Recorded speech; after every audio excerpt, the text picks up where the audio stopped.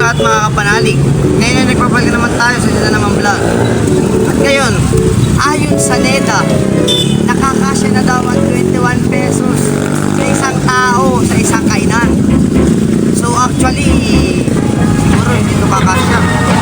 So ano na, tapos na yung video. So 64 pesos sa isang araw. Oh my goodness. So kakasya nga ba ito? O papalpak ito? So ngayon ay gagawin natin. So, ulit.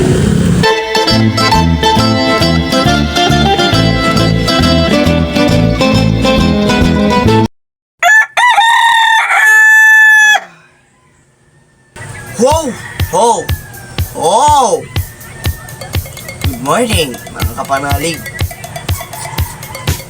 The time is 6 a.m. and I was supposed to be going Bayana. And dapat ko nga ba kayong tawagin na kapanalig? O tatawagin ko na kayong mga ka-21ers? 21 pesos lang po ang ating budget. Real. Pre naman, di naman ata kakasya yung 21 pesos mo dyan.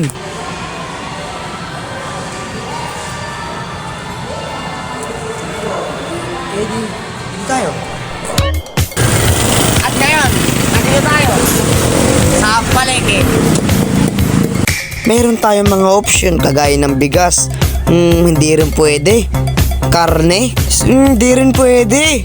Isda, pati na rin to, hindi rin pwede. Gulay, parang kasya. Ito paano na to tayo? Itong ano? Ito. Hindi, mababa. Ito tayo, pakakilo. Ito lang? Yan, isang talong. 10 lang. 10. Sige, pabili ako. Ano sa'yo, te? Ilan?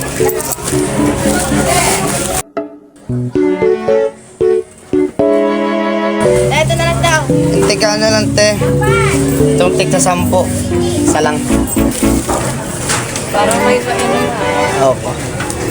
Ano siya? Magkakaroon yan. Ayan po. Ayan po, shoutout po kay ate. Ayan. Ano po. At mga kapanalig, 20 pesos. Ang nabili natin ay talong at itlog. Magkano po ano nyo? Lucky meat. Sige po, dalawa. Opo, chicken. Hindi po. Pumunta po ka lang. Sige ba, salamat. Kapanalig ay nakauwi na tayo ng bahay at sobrang maulan po sa labas ngayon. Kaya po mga kapanalig ay mag-ingat po kayo. At ang nabili natin sa palengke mga kapanalig ay talong at itlog. Ito po ay, ang talong mga kapanalig ay 10 pesos at yung itlog ay 10 pesos na rin. At syempre dahil po sa sukling piso, 11 po isa ang Lucky Me Chicken. Lucky Me Chicken. Baka naman. Oh my goodness. So ngayon po, dahil po sa 11, dahil po sa sukling piso ay nakabili po tayo ng dalawang Lucky Me Chicken. So 22. So ito po ay breakfast. Ito po ay tanghalian. Because anong oras na? 11:07 na. So yun na nga mga kapanalig ang aming mga nabili. So ngayon mga kapanalig ay di na namin papakita kung paano kami kumain. Pero mga kapanalig, kain muna kami. Peace. Wait lang. Habang kumakain kami, alam nyo ba na 96 to 98% ng mga Pilipino ay kumakain ng almusal? Oh my goodness. Nakatulog nga po pala tayo at ang oras na po ay 6:06 p.m. So it's time for dinner. Yes, dinner. Magkano po chicharon nyo? Na 3 pisong candy. Tingin niyo po na kasi po na may nilabas po na ngayon, nung kuya, 24 yung neta. Eh, yun po, may kakasya ba sa isang tao yung 21 pesos kada kainan, kada pagkain 21 pesos lang. Opo. At so ano po, 64 pesos po siya sa isang araw. Tingin niyo po, may kakasya po siya. Opo, kaya nga po, mahal po ng mga ano eh.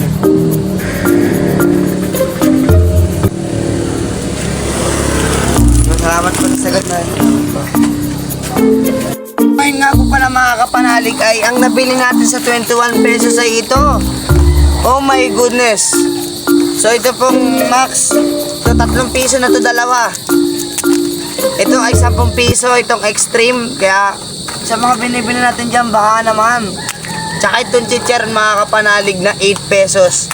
At yun lang pala mga kapanalig ang ating nabili ngayon para sa dinner. Ano pa to? Dinner or snacks?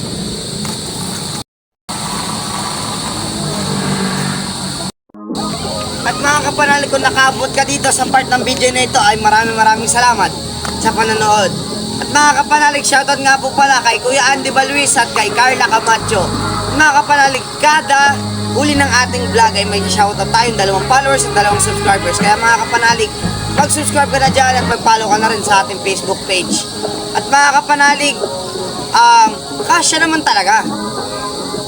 Pero, kung madiskarte ka, ay mapagkakasya mo. Pero mga kapanalig, sa panahon natin ngayon, ay hindi na talaga kaya based sa mga taong nakakasalamuhan natin. Kaya, let's go!